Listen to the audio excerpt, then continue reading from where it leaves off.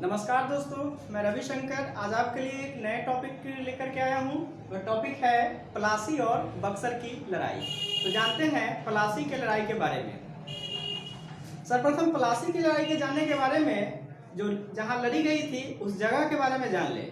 तो यह जो लड़ाई लड़ी गई थी वह बंगाल में लड़ी गई थी। इसकी प्रारंभिक पृष्ठभूमि जो है वो कहाँ से शुरू है, तो 1701 में औरंगजेब ने मुर्शीद कुली खां को बंगाल का सूबेदार नियुक्त किया था।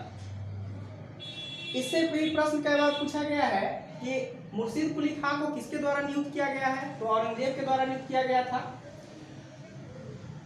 फर्स्ट में देखते हैं, इस समय जो सूबेदार नियुक्त हुआ था वह बंगाल, बिहार, उड़ीसा कंबाइंड क्षेत्र का सूबेदार नियुक्त किया गया था।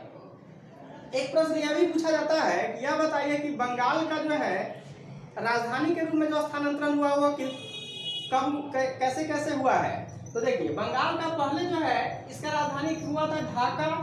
ढाका से गया मुर्शिदाबाद और मुर्शिदाबाद से लाया गया मुंगेर। अब मुंगेर के बारे में जिस समय मीर कासिम के बारे में पढ़ेंगे तो बताएंगे कि मुंगेर के बारे में पढ़ेंगे।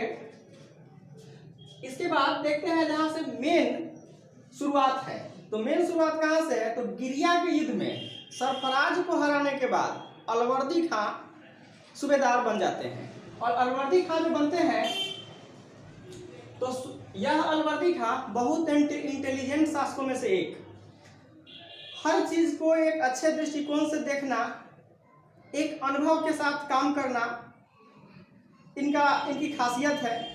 और ये क्या करते हैं, शुरुआती दौर में तो मुगल को लोग देते हैं कि ठीक है हम आपको नजराना देते रहेंगे, लेकिन कुछ समय बाद जब इनका अस्थायित्व बढ़ जाता है तो क्या करते हैं, मुगल के पास भी अपना नजराना देना बंद कर देते हैं।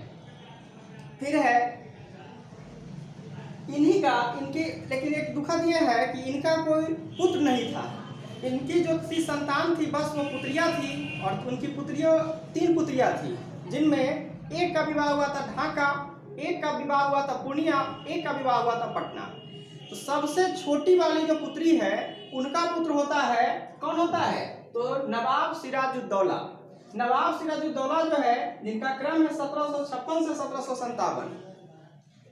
जिस समय यह शासक बनते हैं तो इनको शुरू से ही कंटिन्यू संघर्ष का सामना करना पड़ता है।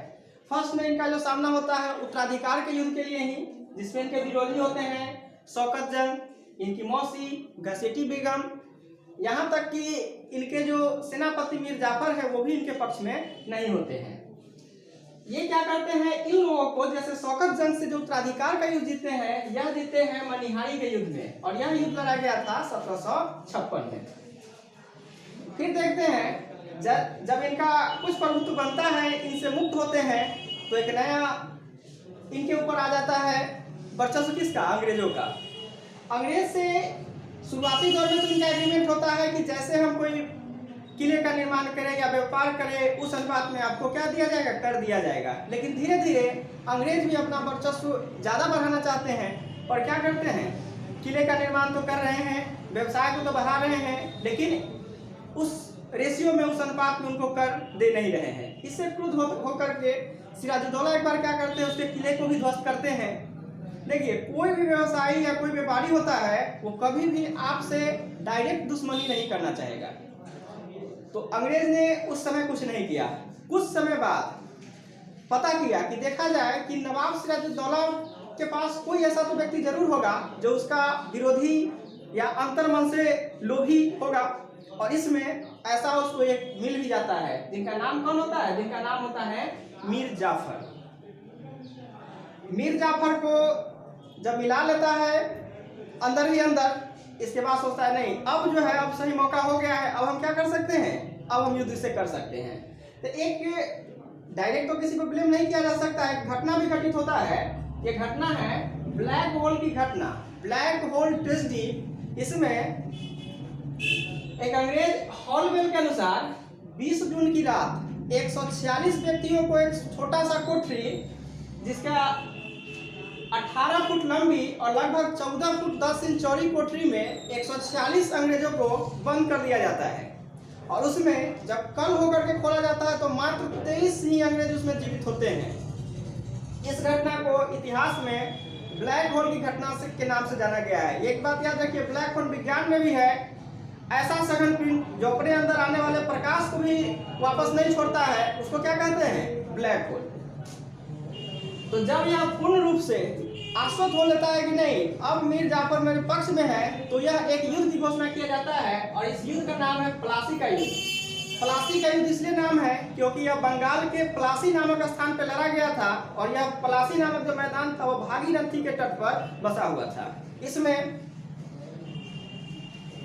मीर जाफर जो है पक्ष में किसके पहुंच चुके हैं? आप अंग्रेज के पक्ष में। तो दोनों तरफ से सैनिक आते हैं, एक तरफ आए अंग्रेज के पक्ष में सैनिक और एक आए नवाब सिराजुद्दौला के पक्ष में।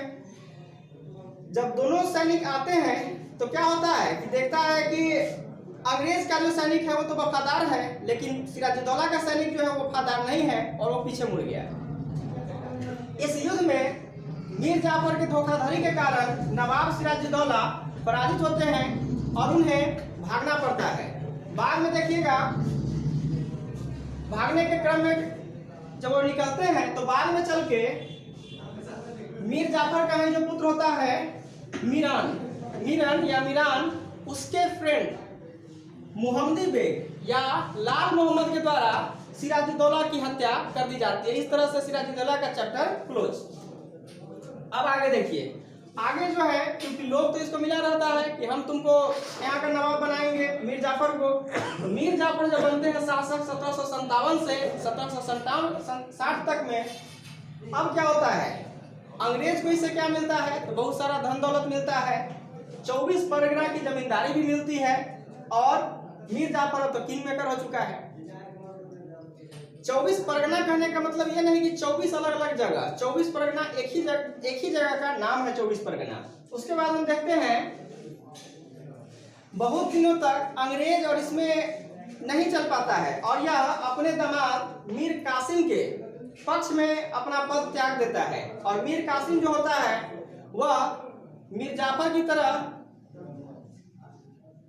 धूर्त तो नहीं होता है लेकिन बहुत चालाक होता है। एक होता है चालाक अलग हुआ, धूर्त अलग हुआ। ये धूर्त है लेकिन राजा का गुण इसमें नहीं है। राजा का गुण किसमें होता है? मीर कासिम में।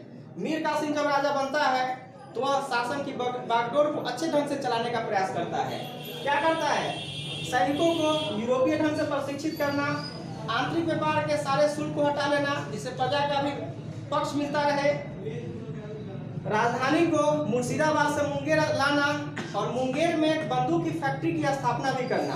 तो ये भी प्रश्न पूछा गया है कि ये बताइए कि मुंगेर में बंदूक की फैक्ट्री की स्थापना किसके द्वारा किया गया था? तो वो किया गया था मीर कासिम के द्वारा।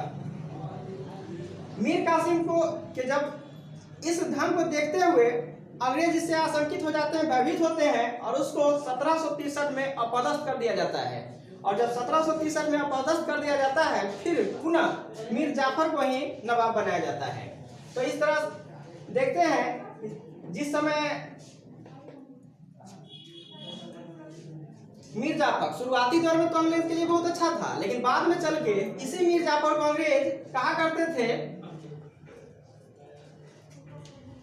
अ ओल्ड फूल और इसका पुत्र को कहा जाता था अ वर्थलेस यंग डॉग। इस तरह से हम देखते हैं कि अंग्रेज बस अपने काम के लिए ही इसका इस्तेमाल किए। जब यह अंतिम समय आता है तो मीरन पूर्ण रूप से अलवर्दी खां के परिवार के पीछे पड़ा हुआ है। यहाँ तक कि महिलाओं को भी मारने से उसको कोई गुरेज नहीं है और बहुत सारी महिलाओं को पानी में ले जाकर के नदी के बीच में जाकर के डुबो भी देता है। उसमें जो सिराजुद्दौला की वाइफ होती है उनका नाम है लुत्फुन्निसा, उनके पास विवाह का प्रस्ताव लेकर के जाता है दोनों, मीर जाफर भी और मीर जाफर का पुत्र मीरान भी। तो लुफ्तांसा का आंसर होता है कि हाथी की सवारी करने वाली मैं अब गधों की सवारी करने से तो रही। तो इस तरह से हम देखते हैं बंगाल में, तो बंगाल का प्रारंभिक रूप कहाँ 1701 में औरंगजेब ने मुर्शिद कुली खां को बंगाल का नवाब बनाया। शुरुआती कहाँ से? अलवर्दी खां से। अलवर्दी खां का कोई संतान है, केवल पुत्रियां हैं। सबसे छोटी वाली पुत्री का पुत्र नवाब सिराजुद्दौला शासक बनता है। उत्तराधिकार की लड़ाई लड़ना होता है उसको। उत्तराधिकार की लड़ाई से जब मुक्त होता है तो अंग्रेजों से लड़ाई होती है। कहाँ पर? 23 जून 1757 को बंगाल के प्लासी नामक मैदान में भागीरथी नदी के तट पे। और इस लड़ाई का परिणाम क्या होता है? मीर जाफर के धोखाधड़ी के कारण इसको पराजित होना पड़ता है और इसको भागना पड़ता है। इसके बाद मीर जाफर का पुत्र मीरान के फ्रेंड मुहम्मदी बेग या लाल मोहम्मद जिसको कहा गया है ने कटार से किसकी हत्या कर दी? सिराजुद्दौला की हत्या कर दी। इस तरह से प्लासी की लड़ाई का अंत होता है। Thank you.